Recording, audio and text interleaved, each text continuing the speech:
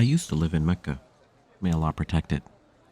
One day I'd become extremely hungry, and I was not able to find anything that I could use to satisfy my hunger. I came across a pouch made of silk that was tied with a tassel that was also made of silk. I took it back home and opened it to find a pearl necklace that I had never seen anything like it before. I then left and found an old man calling out, and he had with him a purse with about 500 dinars, and he was saying, "These are for whoever returns the bag that has the pearls in them." I said to myself, well, I'm in need, and I'm hungry. I should take this gold and benefit from it, and return the bag to him. So I said to him, "Come with me."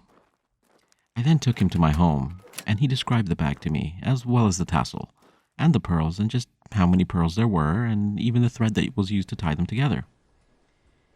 And so I took it out, and I gave it to him.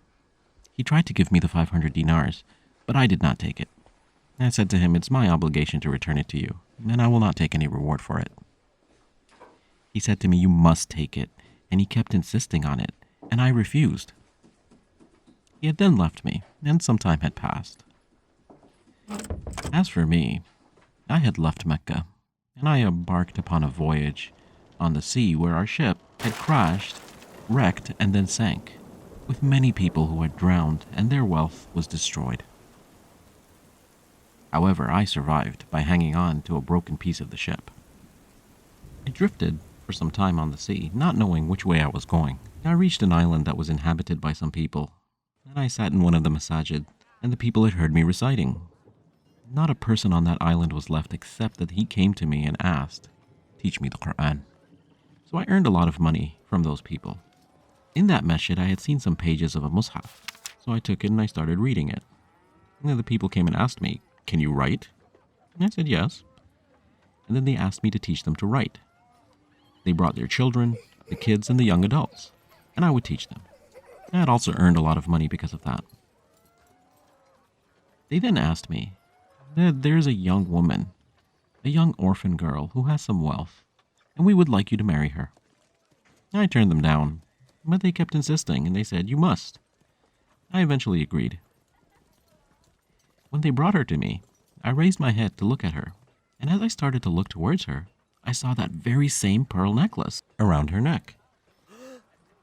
I was focused so much on the pearls that they said to me, "Oh Sheikh, you've broken the heart of this young orphan girl, looking at her pearls and not looking at her."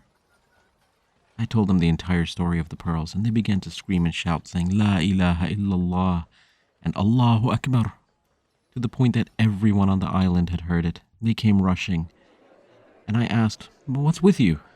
They said to me, "That old man that you had returned this necklace to was this young girl's father. He used to say, 'I have not found a Muslim in this world like the one who has returned this necklace to me.' He used to supplicate and say, 'Oh Allah, reunite me with him so that I may marry him to my daughter. And now this is what has happened.' And so I remained with her for a long time, and we were blessed with 2 children until she had passed away. Me and my children had inherited that necklace. Later, both of my children had died, and now I became the sole owner of that necklace. I had sold it for 100,000 dinar. This wealth that you see with me today is the remainder of that wealth from that necklace.